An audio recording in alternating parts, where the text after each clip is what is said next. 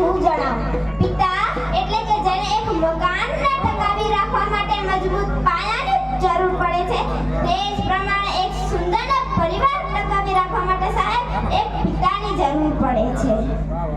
પિતાની હાજરી સૂરજ જેવી હોય છે. શું? પિતાની હાજરી સૂરજ જેવી હોય છે. સૂરજ ગરમ જરૂર થાય છે, પણ જો એ ના હોય ને સાહેબ તો અંધકાર છવાઈ જાય છે. પણ જો એ ના હોય ને તો અંધકાર છવાઈ જાય છે. એક વાત છે સાહેબ, જ્યારે તું નાનો હતો, પાપા પગલી ભરતો હતો, ચાલતા ચાલતા પડી જતો, ત્યારે મનમાં એક જ વિચાર આવતો કે પપ્પા છે ને. તું મોટો થયો, સ્કૂલે જતો, છોડવા આવેલા પપ્પાને પાછો ફરી ટાટા કહેતો, ત્યારે મનમાં એક જ વિચાર આવતો કે પપ્પા છે ને. જ્યારે તું મોટો થયો, કોલેજ જતો, મોજ મસ્તી કરતો, છોડવા આવેલા પપ્પાને ટાટા કહેતો અને કોઈ મૂંઝવણ અનુભવતો, મનમાં એક જ વિચાર આવતો કે પપ્પા છે ને.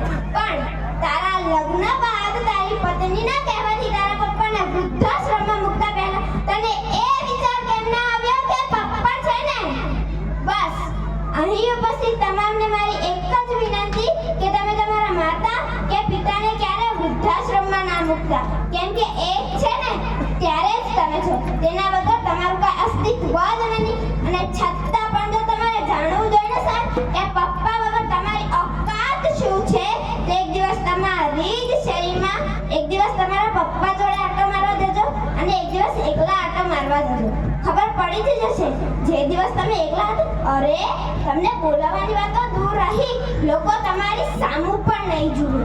એક વાત છે સાહેબ, માં ઘરનું ગૌરવ છે ને તો પિતા ઘરનું અસ્તિત્વ છે. માં પાસે અશ્રુની ધારા તો પિતા પાસે સંયમ હોય છે. બે સમયનું ભોજન માં બનાવે છે ને તો જીવનભરના ભોજનની વ્યવસ્થા એક પિતા કરે છે. પરંતુ હું એ કહેવા માંગુ છું કે મને મારા પપ્પા કરતા આ સાંજ વધારે ગમે છે. મને મારા પપ્પા કરતા આ સાંજ વધારે ગમે છે, કેમ કે પપ્પા તો મારી માટે ફક્ત સારા રમકડા જ લાવે છે, જ્યારે આ સાંજ તો મારા પપ્પાને લઈને આવે છે. જ્યારે આ સાંજ તો મારા પપ્પાને લઈને આવે છે. બાપ એ હસ્તી હોય છે સાહેબ કે જેના પડછાયામાં દીકરીઓ રાજ કરે છે. બાપ એ વ્યક્તિ હોય છે કે જેના પગરખાથી પણ તેની દીકરીને પ્રેમ હોય છે.